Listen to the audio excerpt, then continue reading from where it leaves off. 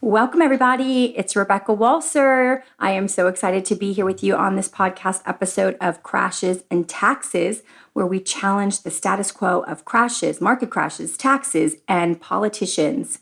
And today, I want to talk to you about the new normal of the market. And there's so much to digest. So this podcast is probably going to be one of my longer ones. I'll try to keep it still very brief to get you a lot of concepts, a lot of information that you can really, really leverage yourself today. I'm so excited about it. And just for those of you that are joining for the first time and you don't know who I am, my name is Rebecca Walser. I am a tax attorney. I have been in finance since the mid-90s, so now I'm aging myself. And I am a certified financial planner. I have my own practice in Tampa, a national wealth management advisory, where we specialize in maximizing returns while minimizing taxes, which is so absolutely necessary in this decade, 2020 to 2030. This is the decade where everything changes America. And if you don't know what I'm talking about, definitely go back and check out all my podcasts. So I want to talk today not about taxes, not about politicians, although there's so much to digest there. We will get into that on another episode. Today, I want to talk about the new normal of the market. In my book, Wealth Unbroken, which you can literally get on Amazon, you can get on Target, you can get on at Walmart, Barnes and Nobles, you can get my book everywhere. In my book, The New Normal, I wrote this in 2018. I wrote it in 17. It came out the very beginning of 18. And I talk about the new normal, high market volatility. So this was written in 2017. And really where this comes from is the actual S&P 500's inflection points. If you search Google S&P 500 inflection points, you will find the data that we want to look at. And the data that we want to look at specifically shows us the measurable percentage changes when the S&P 500 inflects or changes direction. Okay, so the first thing you'll see, and now the chart only goes back to 1996 now, because obviously from 96 to 2000 and through 2019 through March of 2020, or even April, whatever month you're looking at, you're going to only be able to go back to 1996 because it's just too long of a period now. But the interesting thing is people look at the chart, and if they don't know better, they'll think, oh, this doesn't look that bad. It's actually way worse. And this pattern has actually incredibly repeated. And what I will say to you is that I wrote this in my book in 17, came out in 18, and it is exactly done what I said it would do. So I'm not a prophet or anything, but I will tell you it's amazingly phenomenal. So let me tell you exactly what I'm talking about. From the 1990s to March of 2000, just shy of 10 years, the S&P 500 went up 417%. 417%. So 417% run up.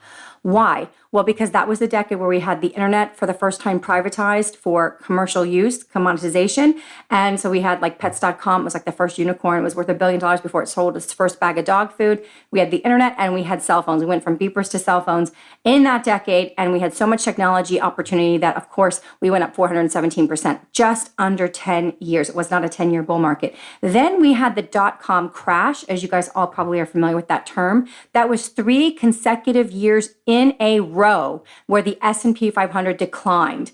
And that's very rare. I will have to say that is very rare. That had only happened 2 times before, and those 2 times being the Great Depression in the 30s and World War II in the 40s.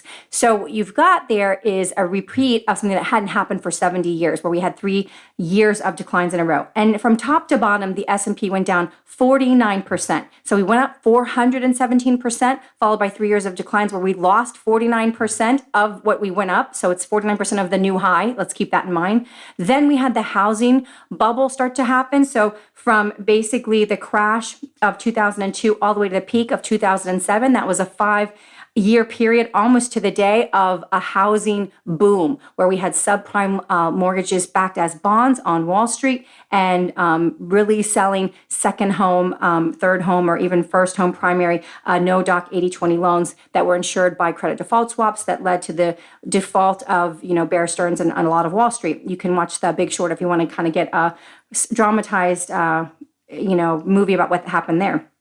So then we went up 101%. And so I want to just tell you, and again, I'm sorry if this podcast runs a teeny bit long, but it is just so imperative that everybody understands exactly what happened. So basically, we literally went up. We recovered So in March of 2000, the S&P was 1527. We crashed down to 777. And then we went back up. Finally, after 5 years, October of 2007, we got back up to 1565. So let's just pick those two numbers. March of 2000, 1527, October of '07. So literally 7.5 years later, 1565. 7.5 years it took for us to get 40, not even 40 points of growth on the S&P 500. Okay. And the irony of all ironies is by the time we got back up and got some growth in October of '07, we turn around and crash right back down. What I used to call the fast and furious Great Recession. I can't call that anymore because the coronavirus by far and away is the most fastest I won't say recession because we're not in recession yet, but it is the fastest decline we've ever had in the history of our country. So top to bottom, the Great Recession was a 57% loss. So let's just get the picture in our head. 417% up over almost 10 years, 49% downward crash of that new high, 101% recovery, back to where we almost were with a little bit of growth, then crashing back down 57%, taking us back down to a low of 677, lower than the previous low that we had gone through with the dot-com bust. Then in March of '09, we began our longest recovery and economic expansion ever recorded now in the history of America. So it was just shy of 11 years. Literally from March 9 of '09, which is the low of the Great Recession, till February 19 of 2020, which was the peak of the recovery, we went up 401%. It is the longest duration of economic expansion in the history of America, but it's not the deepest, right? Because we went up 417% in the 90s with the internet, and we only went up 401% with this longest expansion. So it's the longest, but it's not the deepest. And then we turn around and we crash back down 24% in March alone. In literally from February 19th to March 31st, we went down. So in less than 40 days, we went down 24% on the S&P 500. That's the coronavirus. And of course, in April, we started some recovery because of the, I think, sugar high of the stimulus of over $6 trillion that was passed with the CARES Act. We got a lot of stuff going on to unpack there. So I talk about in my book, the new normal of extreme highs followed by extreme lows. And if this is not an example of the new normal, then there is no example of the new normal. And the people, and a lot of times this show is going to come across as anti-market. It's not anti-market. It's anti-crash. Okay. It's anti-crash because I have a lot of clients that are reaching out right now and a lot of press, people that want to become clients. And their biggest question is, what should I have done differently? I called my broker when I started to see that these things were going awry in February and March. And my broker said, no, stay the course. Everything's going to be fine. And they told me to hold. And there's a lot of secrets in the investing world that aren't conducive necessarily to your interest always being aligned with your broker. It's kind of ironic because everyone says, oh, you're a fiduciary, so your interests are aligned. That could be a whole show in and of itself. But what I will tell you is a lot of times when brokers have managing cash positions are not getting paid their fees. So if you want to sell, take your gains off the table, move to cash until you have what we call dry powder on the side, and then you can buy back in when the market does take a tumble. Your broker is going to be very inclined to tell you don't do that. It's a buy and hold. To one extent, they are correct because nobody knows what the timing of the market will be. So from that perspective, they are correct. But some of that advice is not correct because there are times conventional wisdom exactly is right in this one instance where it tells us to buy low and sell high. So there were a lot of people, I cannot even tell you, for the last 3-4 years, I've tried to convince many people that, and unsuccessfully, that a correction was coming and to take some of their gains off the table and protect it. And, and I couldn't convince them because we emotionally invest our own money. If we were disinterested in our own money, we would actually manage it better. We emotionally invest our own money. It's funny. I've had so many people over the last 6 years that have come to the practice that have told me, oh, their advisor's doing well. And I want to tell them, look, a rising tide raises all boats. Is it your advisor that's doing well or is it the market? Tell me how your advisor did with the Great Recession and the dot-com bust, and then we'll know if your advisor does well. Most of the time, they don't. And why do I say that they don't? And how am I so confident in telling people that most advisors don't do well, especially if they're not tactically managing funds, don't do well in the crashes. Well, the reason I can say that is because everybody considers Warren Buffett one of the most prolific investors of all time, of all recorded time. And even Warren Buffett, under his leadership, Berkshire Hathaway, if you go back and you look at Berkshire Hathaway's returns, you'll see that under Warren Buffett's leadership, Berkshire Hathaway went down 48% during the dot-com crash, where the S&P went down 49%, and Berkshire Hathaway went down 50.7% when the S&P 500 went down 57%. So even Warren Buffett will lose your money. In fact, his number one rule is never lose money. Rule number two rule is don't forget rule number one. So if Warren Buffett is going to lose money with Berkshire Hathaway under his direction during the last two crashes, then so will your advisor. They are not better than Warren Buffett.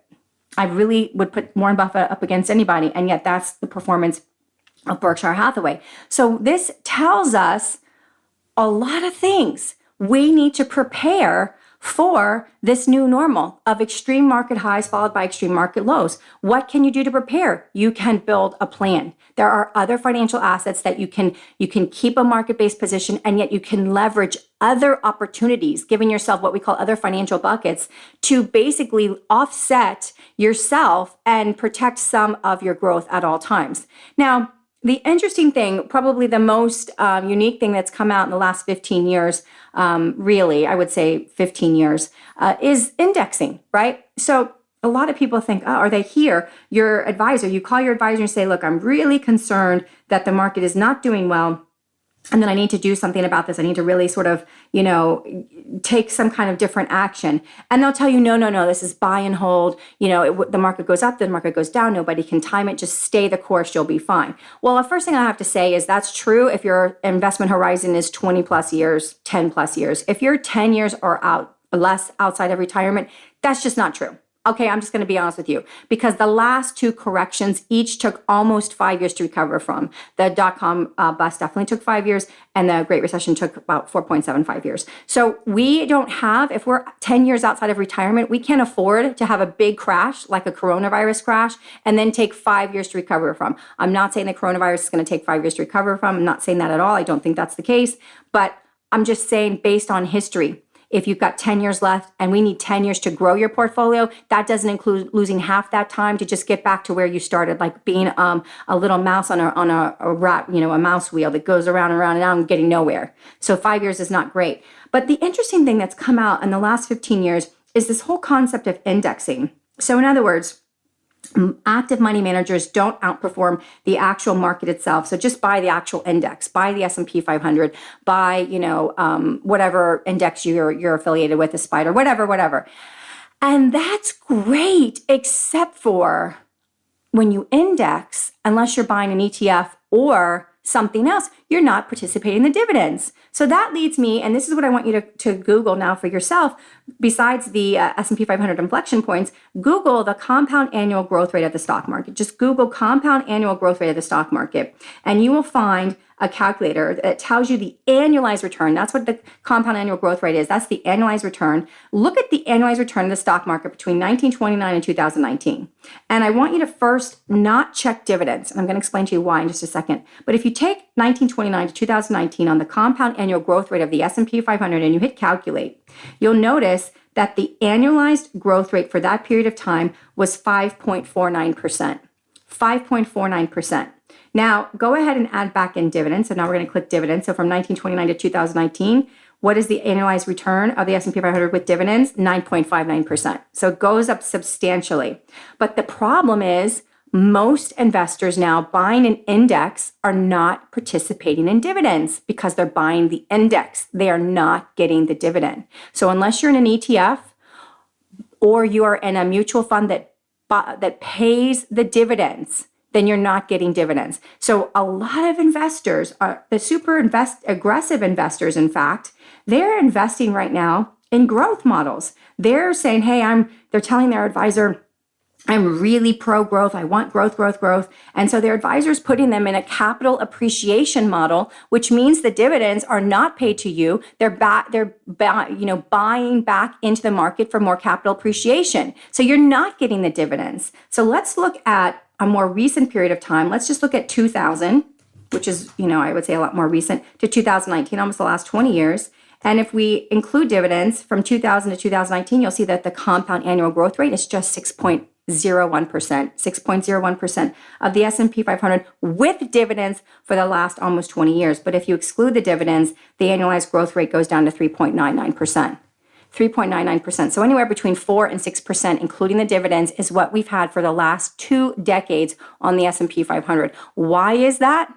That is a pure function. And by the way, this is not reflective of the coronavirus. That is a pure function of the fact that we have had massive losses in the last 2 decades. We've had the dot-com bust, the Great Recession, and now the coronavirus. So I just want to encourage you, if you have an advisor who's doing a buy and hold strategy only and who's disappointed you, as I'm sure they have through this coronavirus, if you think, hey, something doesn't seem right here, if you just have an investment, you don't have a plan, and you absolutely need a financial plan, whether it's a firm like mine that is, we're certified financial planners, and of course we have a tax specialty, or it's through, anyone else that is doing a written income plan for you. Make sure you get it, because that is going to mean all the difference in the world. You need a plan, not just an investment portfolio. This is Rebecca Walser. Very quick podcast today. Enjoyed being with you guys. Take care until next time.